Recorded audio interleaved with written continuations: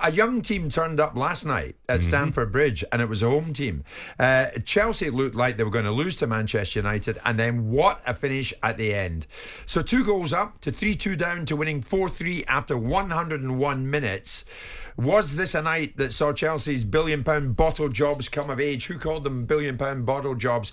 The man, Mr. Neville, of course, the mayor of Manchester. Pochettino thrilled at the end. I think it was amazing because overall I think we deserved. We were better team today, and was fair score on the last minute. We were talking and saying to our player, still 2 minutes, believe that we can score the winning goal, and yes, so happy because on the end was of course emotional because win the game like this, 3 points for us really important because it was a must-win game. Mauricio Pochettino delighted that his fellas got the points at the end of it. Martin, what was your take on it? I mean, did Chelsea go and grab that win, or did United throw it to them? Well, both really.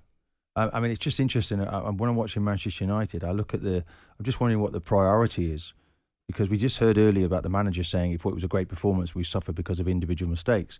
They don't play as a team at all. There's no priority to be a team. The defensive brain doesn't exist. When I watch them, I'd be thinking, well, if I could go put my boots back on and go back again, and Man United fans wouldn't want me to play for Man United, you know that. But I'd step out there and think, can I have some protection, please? Nobody wants to defend. You're just completely exposed.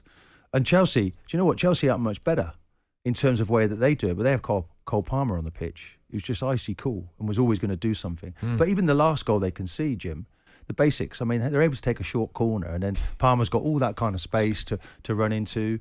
I couldn't at times quite believe what I was watching.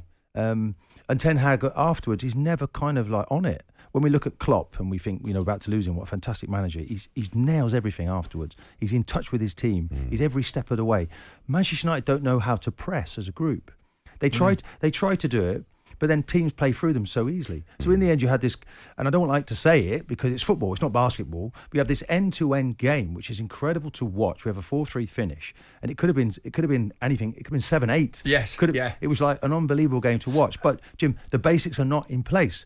Now, there's enough coaches sitting there, Steve McLaren sitting there, open your mouth and make them more organised and much more difficult to beat.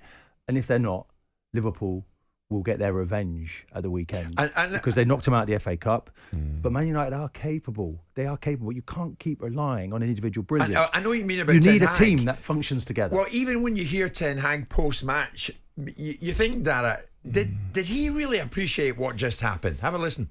It was for the neutral fan, it was an amazing game. A fantastic football game with a lot of tempo, a lot of quality. And I think especially Manchester United dominated the game.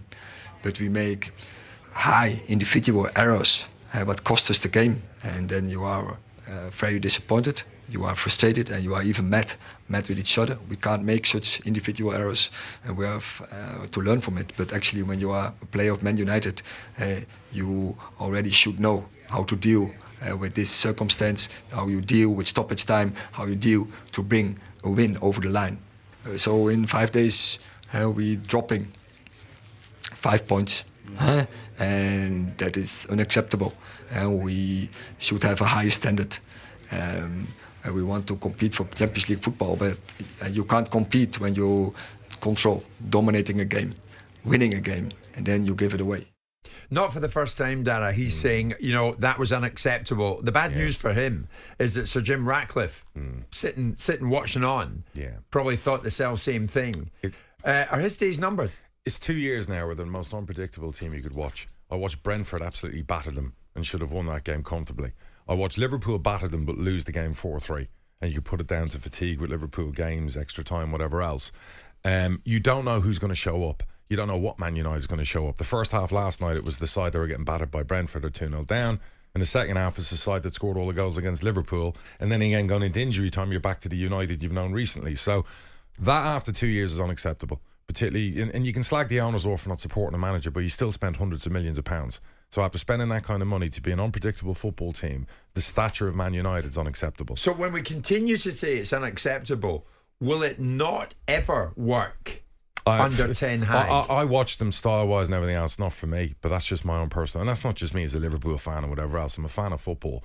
And I'd rather talk about Chelsea, because I actually, as opposed to everyone who wants to slag Chelsea off and call them bottle jobs and everything else, I like the project. I've been saying this on the HardTruthFootball.com podcast, which is very of mine, good. which is very good, and Martin's a big fan. I like what they're doing at Chelsea, and I know they ripped up everything from before, and they brought all these young players in. Last night was a big night in the project. I think this season they finish top 6. They get to two cup finals if they can beat Man City in the FA Cup. I think they can build on that. If they added an Ivan Toney to that young squad, you could put money on them being top 4 next year. I know I'm asking a fairly brutal question only at 10:15, Martin, but can Ten Hag last this?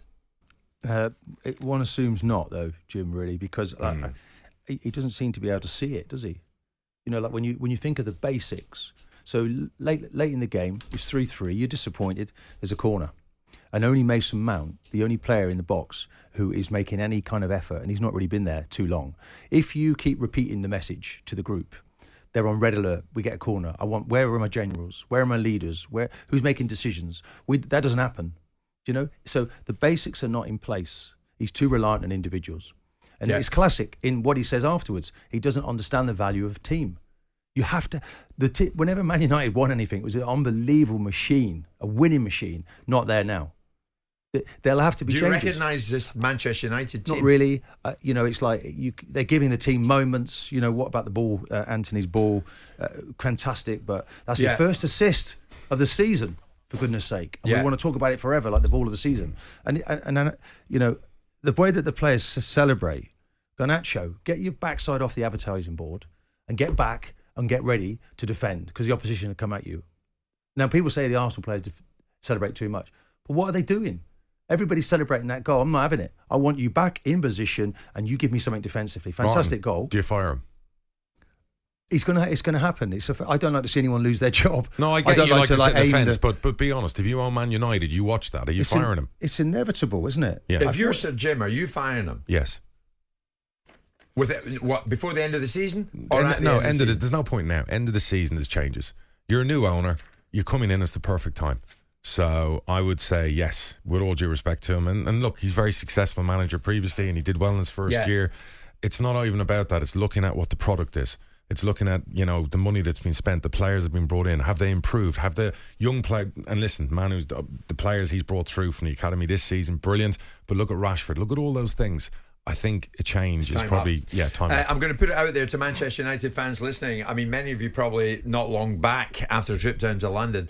But where are you now with Ten Hag? Have you had enough? Darren McAntony has been a football club owner for 18 years and knows all about the pressures of owning a football club. Sir Jim Ratcliffe now, of course, has a minority stake in Manchester United. But of course, big decisions are there to be made, and he'll be right in amongst those big decisions. Is the big decision now whether or not to carry on with Ten Hag come the end of this season? What do you as United fans honestly now feel? Martin Keown, who played against Manchester United many times, says this is a side that he doesn't recognise as a Manchester United side. Jim White and Simon Jordan. Monday to Friday mornings from 10 on AM, on DAB, via the talkSPORT app and on your smart speaker. talkSPORT.